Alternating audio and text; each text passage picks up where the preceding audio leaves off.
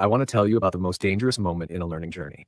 Not the beginning. The beginning is full of energy and fresh motivation. Not the hard middle. The hard middle is difficult, but it is still moving. The most dangerous moment is when you think you have learned enough. When you feel, I have reached a good level. I can get by. People understand me. I can write the emails I need to write. Good enough, and the studying stops. Not with a dramatic decision. Just, it fades. The morning sessions become less frequent. The deliberate effort to improve gives way to the comfortable use of what is already there.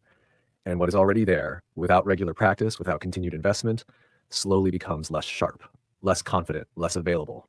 Good enough becomes slightly less, and slightly less becomes noticeably less. And noticeably less becomes, over years, much less than good enough. Learning is not a destination. It is a practice that never truly ends, not because you can never know enough, but because the language is alive and your relationship with it needs to be too. Never stop learning. Today's story is about a young man named Jad. Jad reached good enough. He stopped. He watched, slowly, quietly, what happened, until a moment brought him back. This is his story. Meet Jad. Jad was 32 years old. He worked as a project manager at a construction firm. He led teams, managed budgets, and coordinated between clients and engineers. He was capable and experienced. People in the firm respected his judgment, his ability to keep complicated projects on track. He had studied English seriously from age 18 to 24, six full years of consistent, disciplined effort. His English at 24 had been genuinely excellent, fluent in professional contexts, comfortable in conversation, a strong reader and a clear writer who could communicate confidently in international settings. At 24, he had reached a level that felt complete, not perfect, but sufficient, more than sufficient, good enough for anything his professional life was likely to require. He was happy with what he had built. He felt, reasonably honestly, that the studying had been done. He stopped, not intentionally, not with a decision to quit. Just the structured learning faded because it no longer felt necessary. The daily sessions became weekly. The weekly became occasional. The occasional became almost never. The work of continuing to improve gave way to the comfort of using what was already there. He still used English. When it appeared in his professional life, and it appeared occasionally, not constantly, he used it. But the practice, the deliberate daily engagement, the consistent investment in keeping the language sharp, that ended at 24. 8 years passed. Jad was now 32. 8 years older. 8 years more professionally experienced. 8 years stronger in every aspect of his work life, except one. His English, which had been excellent at 24, was noticeably diminished. Not gone, not absent, but softer at the edges, less confident, less immediately available. Words that had once come without any searching now required a moment's reaching. Phrases that had flowed completely naturally now arrived with a slight hesitation he had not expected and did not like. He noticed it first, clearly, uncomfortably, undeniably, in a meeting with an international client. He had walked into the meeting confidently. His English had been excellent at 24. 8 years of professional experience had made him more capable in every other way. He had felt ready, but inside the meeting, the English felt slower than he remembered, less fluid than he expected. He paused more than he thought he would. He reached for words that should have been immediate and found them arriving a beat late. He left the meeting feeling something he had genuinely not anticipated, behind, in his own language, the one he had worked for 6 years to build. The realization that evening, Jad sat at his desk at home and thought honestly about what had happened. Not just in the meeting, in the 8 years. He had used English occasionally, but he had not practiced it. The difference, which he understood clearly now, was significant. Using meant deploying what was already there, drawing on the vocabulary, the grammar, the fluency that had been built and stored. Practicing meant something different. It meant reinforcing what was there, adding to it, keeping the pathways active and sharp and available, maintaining the connection with the language so that when it was needed, it was there in the full, immediate, fluid way it had been at 24. 8 years of only using, without practicing, had let the language quietly erode, not dramatically, gradually, the way an unused muscle grows soft, the way a skill unexercised becomes less reliable. He had thought good enough at 24 meant finished. It had never meant finished. Good enough was a level, a real and genuine level that had taken 6 years to build, but not a permanent state that would maintain itself without effort. Levels without maintenance do not hold.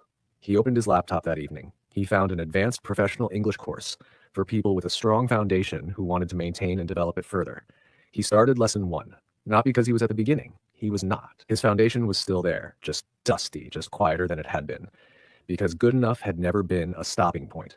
It had always been a floor, and the floor, like everything else, needed to be maintained. Lesson 1, coming back is not starting over. The first week back was humbling. Things he had known confidently at 24 required review. His ear was slower to process fast, natural speech than it had been, but he also noticed something important. Things came back faster than they had come originally. The vocabulary he reviewed returned with familiarity, like meeting someone after years apart and finding the connection still there beneath the distance. His brain had built the pathways, they had grown quieter, they had not disappeared. Revival was faster than construction. By the end of week 2, he already felt noticeably more confident than in the meeting that had brought him back. He was not at 24-year-old Jad's level, but he was moving toward it, and moving felt completely different from 8 years of stillness. He wrote in his notebook, week 2, revival is faster than construction. The pathways are still there. Coming back is not starting over. It is waking something up that never fully left. He thought about the 8 years. Every year without practice had cost something small, invisible in the moment, but real and accumulated over time. And every week back was undoing some of that cost, faster than he had feared. Daily English sentences. Repeat after me. Coming back is not starting over. The foundation is still here. Revival is faster than construction. The pathways, remember, I am waking something up, not building from scratch. Week 2. Already more confident than the meeting that brought me back. Good enough is a floor. I maintain the floor. I keep building. Moving again feels completely different from 8 years of stillness. I return. The language meets me. We reconnect quickly. Lesson 2. Learning is never finished. 1 month back into regular practice, Jad changed how he thought about learning. For 8 years, he had treated English learning as a completed project, something with a beginning, a middle, and an end. The end had come at 24 when good enough arrived. This framing was wrong. Language was not a project. It was a practice, like fitness, like any skill that required ongoing attention to remain what it was. A runner who stops running does not keep the fitness permanently. Without practice, it fades. He had stopped at 24 and expected to still have the fitness at 32. He had not, but he had not lost everything. The foundation was there, and restarting was faster than starting. He committed to something new, not just reaching a level and stopping, like reaching a level and continuing, maintaining, growing beyond good enough, never stopping. Not because every single day had to be a formal lesson, but because the regular deliberate connection with the language would continue. Reading, listening, writing, speaking, something, always something. He wrote in his notebook, learning is a practice, not a project with a finishing line. I commit to the practice, not to a level where I stop. Daily English sentences, repeat after me. Language learning is a practice, not a project with a finish line. Good enough is a floor to maintain, not a place to rest forever. I commit to continuing, not to the level where I stop. The engagement with the language continues because it keeps mattering. Never stopping costs less than stopping and restarting, much less. I will not repeat 8 years of quiet erosion. I choose ongoing growth. The practice continues. As long as the language matters, it continues. Lesson 3, the second meeting. 6 months after coming back, Jad had a second meeting with the same international client. He walked in differently, not with the misplaced confidence of 8 years of no practice Jad, with earned confidence. 6 months of practice behind him, vocabulary reactivated, fluency returning. The meeting lasted 40 minutes. He was present the whole time. Words came quickly. He asked 2 questions, clear, specific, professionally relevant. He summarized the client's main points near the end and received a nod that said, "You understood correctly." After the meeting, his manager said, "That was strong. You were very clear today." He thought about the first meeting, the pauses, the reaching, leaving feeling behind. Then he thought about 6 months of 30 morning minutes, of not stopping when good enough had been reached the second time around. He wrote in his notebook, second client meeting, strong, clear, present. 6 months of not stopping made the difference. Stopping cost me 8 years. Continuing costs 30 minutes a day. The arithmetic is obvious. Daily English sentences, repeat after me. 6 months of continuing produced this strong and clear meeting. Stopping cost 8 years. Continuing costs 30 minutes a day. The arithmetic is obvious. I will not stop again. Words quick, questions clear, summary correct. That is practice working. Earned confidence beats assumed confidence every single time. I was fully in the room. Continued practice put me there. You were very clear today. That is what 6 months of never stopping. Lesson 4, the promise. 1 year after coming back, Jad made a promise. Not the implicit promise he had made at 24, the silent assumption that good enough was the end. An explicit one, written in his notebook. He wrote, I will never stop learning English. Like, not because I have to, because the alternative, stopping when it feels like enough, cost me 8 years. He wrote, 30 minutes a day. Not always the same type of practice. Reading sometimes, listening sometimes, writing sometimes, speaking sometimes, but always something. The engagement with the language never fully stops. He signed it. He thought about what the year of returning had produced. The second meeting, the manager's strong and clear. the confidence that had come back faster than expected and now better maintained. He thought about 24-year-old Jad walking away from the practice because good enough had arrived, and he thought about what he would say to that version. He wrote one more line: never stop. Not when it feels like enough, not when life gets busy, not when you think the level is secure. Keep going. The language is alive. Give it something to stay alive on. He looked at the page, then he pressed play on the next lesson. Daily English sentences. Repeat after me. I write the promise. I sign it. I mean it fully. Never stop. Not when it feels like enough. Not when life is busy. The language is alive. I give it something to stay alive on.